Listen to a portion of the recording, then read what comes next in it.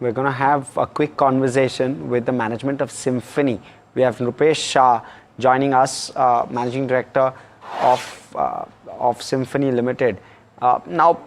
Great having you here, sir. I want to first try and understand from you, how has the quarter gone by in your assessment? Because numbers look slightly muted at the outset. No, you are right. So in terms of the top line, they are muted, almost flattish, whether on a standalone basis or for subsidiaries. That's number one. Secondly, even margin are also slightly muted. However, there is much beyond that. We have come out with 17 new models of air coolers, and towards them, as well as existing models, we have received excellent high amount of advances which remain unbilled as on 31st December, because production of new models were slated to start from some in December and for many others in January and February.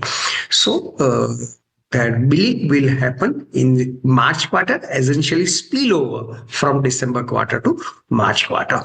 But end to end, year as a whole, nothing to lose. The reason being, consumer sales happens during summer. This so is 100% advance sales to the our trade partners.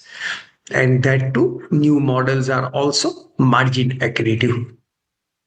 So, Mr. Shah, how does the fourth quarter look like considering a spillover effect? Because you're saying that some of the impact will come through then. What can we look forward to as far as the fourth quarter is concerned? One, and secondly, does that also mean that margins can improve in the fourth quarter? As I said, of course, spillover and overall traction, especially for new models across the geographies and various trade channels, is very strong. And we at this point of time are very optimistic about the March quarter performance. So where is it that you expect to close FY25?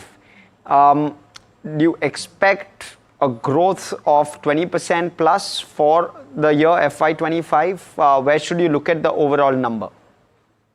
So as per our IR policy, I cannot give any forward-looking statement, Sure, including estimates.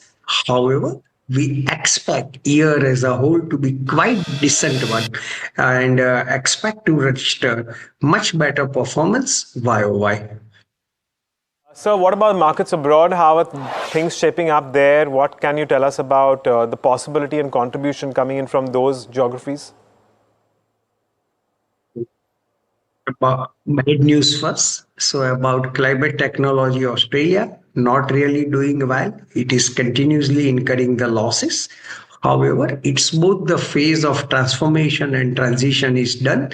And with the launch of new models and converting into asset light, coupled with substantial reduction in CODV down the line, we expect to do it better. As far as IMCO Mexico as well as GSK China are concerned, they are doing extremely well. They have posted decent performance, and so is Brazil. And year as a whole also, all these three companies we expect continuously to deliver well. And so what's the outlook with regard to consumption? Because the government has done its bit with regard to pushing spend, putting more money in the hands of consumers. Do you expect that, or do you expect yourself to be one of the bigger beneficiaries of that spend, or do you expect the spend to be skewed elsewhere? You have a very good lens, and therefore it'll help your perspective. True. So our product fortunately exactly fits into that pocket, and our class of consumers also fit into that pocket. So we expect that our product category should really benefit. Okay, Mr. Shah, we leave it at that. Thank you so much for joining us and taking us through the quarter gone by, and as well as what we can expect going forward. Challenging quarter, but expecting a much better quarter coming in as far as Symphony is concerned in Q4. We'll be watching out for a handful of revenue elements coming in, which will be spilled over as per the management. But artificial intelligence is the talk of the town. My colleague Rishabh